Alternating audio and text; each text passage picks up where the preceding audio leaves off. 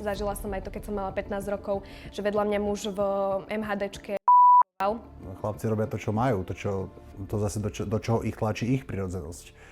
Chápeš? Ona rozpráva o tom, ako ju bezdomovci obťažujú a on to napojí s mojou vetou, že vieš, však chlapci robia to, čo majú, to, čo musia, to, čo im je prirodzené.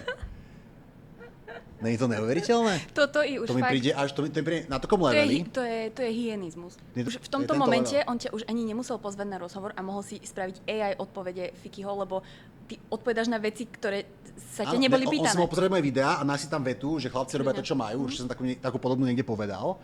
A mohol to tam dať, pretože na čo ma vôbec volal, ja som nevravel na Lektim príbeh o honičovej električke, že chlapci robia to, čo majú.